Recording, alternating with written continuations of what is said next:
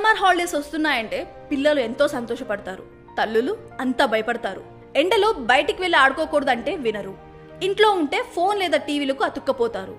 So పిల్లలను ఈ రెండింటికి దూరంగా ఉంచడం అమ్మలకు పెద్ద ఛాలెంజ్. అయితే ఇంట్లోనే చిన్న సమ్మర్ క్యాంప్ లాంటిది ఏర్పాటు చేస్తే ఈ పరిస్థితిని సులువుగా హ్యాండిల్ చేయవచ్చు.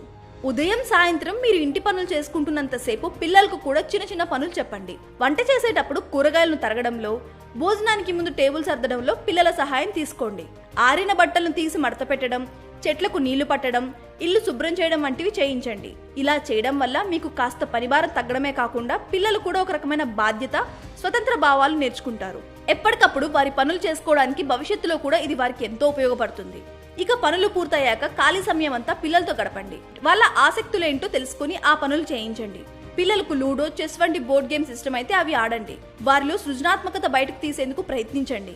బొమ్మలు గీయించండి లేదా మీరు బొమ్మలు గీసి వాటికి కలర్స్ వేయమనండి. చిన్న చిన్న డెకరేటివ్ ఐటమ్స్ తయారు చేయించండి. వాళ్ళు చేసిన వస్తువు ఎలా ఉన్నా వారిని అభినందించండి. ఇది పిల్లల్లో ఆత్మవిశ్వాసాన్ని పెంచుతుంది. సాయంత్రం పడుకునే ముందు పురాణాలకు సంబంధించిన కథలు చెప్పండి. మరుసటి రోజు ఆ కథ గురించి కొన్ని ప్రశ్నలు అడగండి. ఇలా ఈ వేసవి సెలవుల్లో ఏం చేయాలనే వాటి గురించి ముందుగానే ప్రణాళిక వేసుకోండి. దానిని మీ పిల్లలకు తెలియజేసి వారు చురుగ్గా పాల్గొనేలా ప్రోత్సహించండి. దీనివల్ల మీ పిల్లలు బయటికి వెళ్లకుండా సమ్మర్ హాలిడేస్ ని ఎంజాయ్ చేస్తారు.